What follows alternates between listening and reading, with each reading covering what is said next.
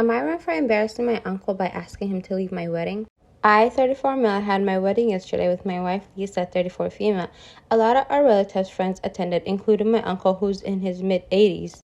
He's never cared about me since I was born, and has not checked in with me either. He was virtually non-existent throughout my life. Years ago, when we were homeless and required help, we reached out to him to lend us some money, help us find another house. He's really rich and has a lot of connections, but he refused anything and never bothered to ask what had become of us either. I didn't want to invite him to my wedding, but my parents said I had to, and in the end I did. He came along with his family, and before the wedding ceremony, he came to me and said, "Congratulations," and then stated, "Congratulations, I have also brought you an expensive present, unlike your loser of a father who cannot give you much of anything." I was shocked at the comment. He was just smiling at me, but I lost my temper and said I don't want anything from him. I yelled at him and asked him to F off from the wedding, etc. It resulted in a huge scene, and in the end he had to leave, along with his family who were also yelling at me. My other relatives present there are saying that I reacted very badly, etc. I'm wondering whether I did the wrong thing now. Am I the a-hole? Honestly, who even needs enemies when you have family members who are evil and very, very just terrible people? For you to see your brother and his kids struggling while you have money is literally disgusting.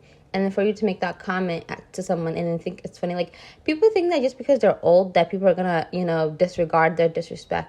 I don't know why old people think that way. Am I the a-hole for telling my friend she was being a pick-me girl and embarrassing herself? I, 22 female, am a part of a friend group whose families spend Christmas at a ski resort.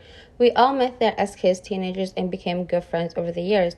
Among us is my friend Amy, who has developed a terrible habit of mocking other girls who aren't very good at skiing. If it were just passing comment here and there about how silly and impractical some gear can be, I wouldn't mind it, but she's incensed.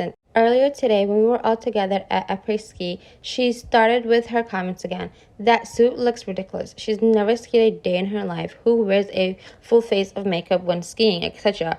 Our guy friends were all laughing with her, but guess what? They were all trying their luck with the bad vain skiers later on. She was obviously not happy about it and tried to keep her rhetoric going in front of our new friends. But I pulled her aside and told her that she was embarrassing herself. At the end of the day, it doesn't matter how much she badmouths those girls. The guys will always go for the full bugner cute girl.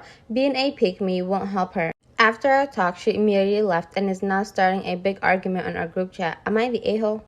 I hate misogynistic men and women with internalized misogyny the same, because why would you as women, like, what satisfaction, well, obviously male validation is what they get out of it, but like, why would you feel the need for you to put down other women for a couple giggles from men who probably will never choose you? And it's so funny because when there's a woman who's a pick-me, and if you guys don't know what pick-me means, pick-me basically means like women who have internalized misogyny, so therefore they're always saying misogynistic things about women, and they're always putting down other women for the sake of male validation and male attention. That's what a pick-me girl means.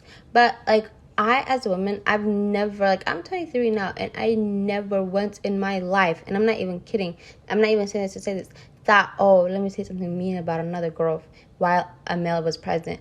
Like, I might say something bad about somebody behind their back, but I never said anything to about another woman to impress a man. Like, why would I want to do that?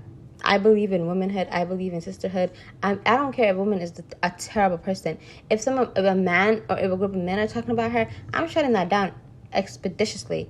Is that even a word, y'all? But I don't understand. Like, this friend did good, because I hate people who badmouth other people, but especially women who badmouth other women for the sake of male attention. And like, men will talk bad about a certain type of women, but those are the women that they want. Like, you know what I mean? They never choose to pick me. Pick-me's never get picked. So why would you want to be a pick-me if you know you're not going to get picked? Am I wrong for telling my uncle that I would never be a stepmom after seeing how his daughter treated my aunt? When I, 20s female, was 7 years old, I lost my parents and was sent to live with my bio aunt and her husband and his daughter, Kylie. Kylie was 10 when I moved in. She lost her mom when she was 5 or 6, and my aunt had been married to my uncle for a little over a year, so it was really difficult time for her. But I remember thinking Kylie might get what it's like a little, but she was very clear from day one we were not family. One thing that always stuck out to me was how Kylie really hated my aunt. My aunt couldn't ask Kylie to do anything without being yelled at. She couldn't do anything nice for her without getting glared at. She accused of disrespecting her mom by trying to play mom. She'd accuse her of doing stuff that she had no right to do. She'd tell my mom to know her place. My aunt always understood Kylie was grieving, and she pushed my uncle to make sure Kylie got enough time with him, but was also able to talk to him. They had her in therapy as well. My aunt told me once when I got upset on her behalf that some people, kids or adults, can find it hard to see their living parent move on and have a new relationship after they lost the other parent, and Kylie was struggling. A few months ago, I saw Kylie for the first time in 12 years, and she could not hide her still existing hatred for my aunt. The way she looked at her, I even heard her tell my uncle that my aunt was nothing to her, and all she did was attempt to steal a dead woman's entire family. It made me realize just how strong that resentment can be.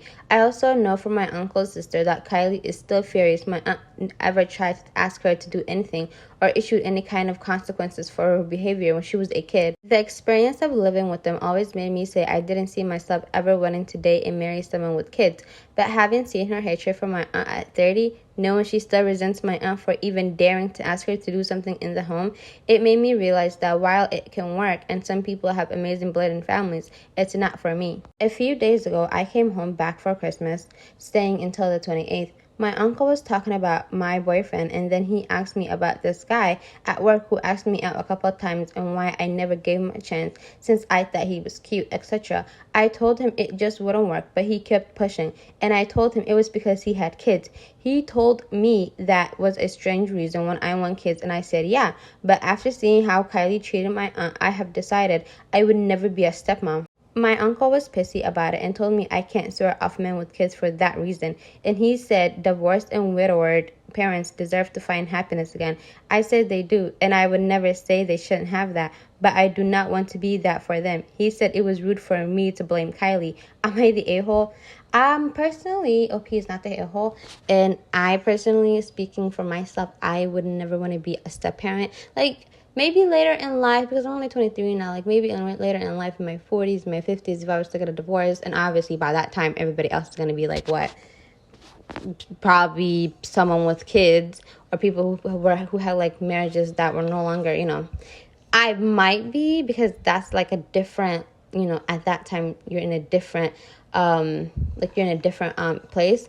But now, as a young 23-year-old woman, being that I've never been married before, I wouldn't want to choose being a step parent for my first marriage. Hell, I wouldn't want to choose that for my second or third marriage.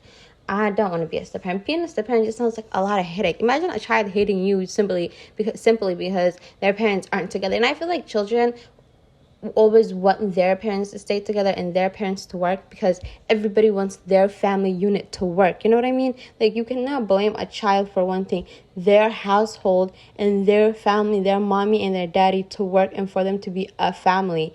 And I just don't want to be caught in the crossfire, honestly.